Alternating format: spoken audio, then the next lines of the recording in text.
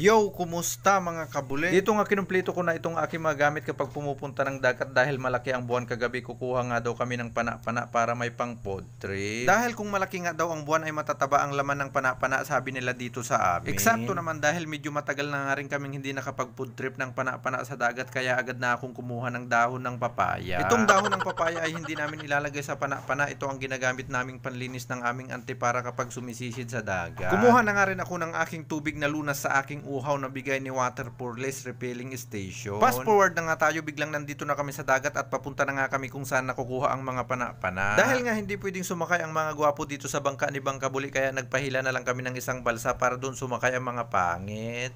Por Diyos.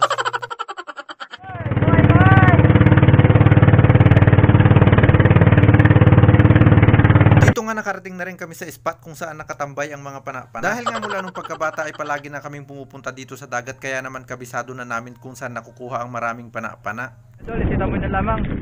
Hindi kami nasa butlay, bye-bye. Bali, mga ngalap kami pana-pana sa wadin mga idol tayo na yun. Suraw, laki bulan, sinin, matataba pana-pana, kanya natang kami na lamang tayo nakakalap din pana-pana. Kaya mga alap kami naman na mag-trip. Balon mo yun. Awit mo naman na sinin may refrigerator.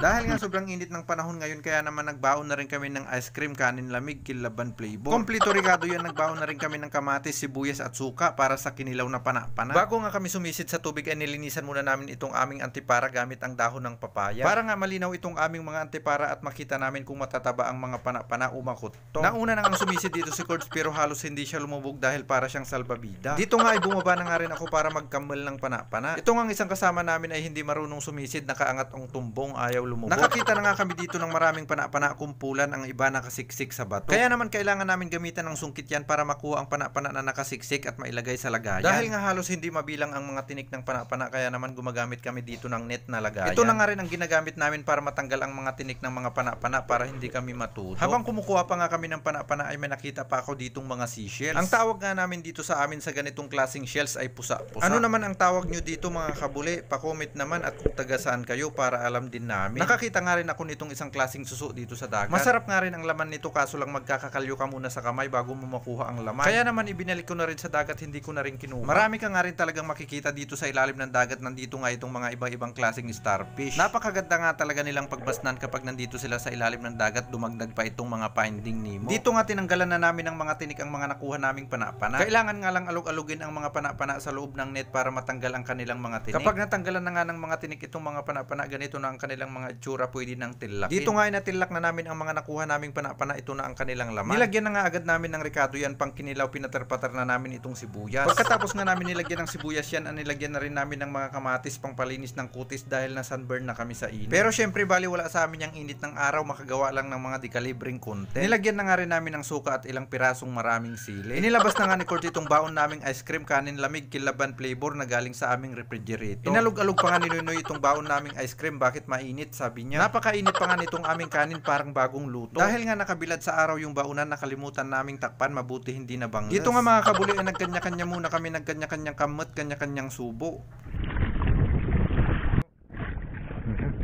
Mga sabay na mga aldol. Taway, pa na. May sili na. Taway, Meng? Uwan, dahil makair ko si Meng.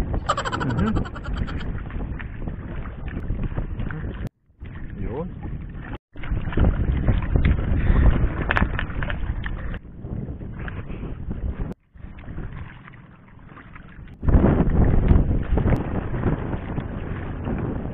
Kahit apat lang nga kami na nag-food trip ay naubos pa rin namin ang gabundok na kanin na halos hindi matalon ng kabayo. Dahil sa masarap nga talagang kumain siguro dito sa dagat, kaya naubos namin ang gabundok na kanin. Gusto nga lang ulit namin magpasalamat mga kabuli dahil pinanood nyo na naman itong aming pelikula hanggang dito sa dulo. Sana po bago matapos itong aming video ay wag nyo na naman kalimutang i-like at i-share itong aming video. Para naman marami pa ang makapanood nitong aming video at mas rarami pa ang susuport. Maraming salamat po.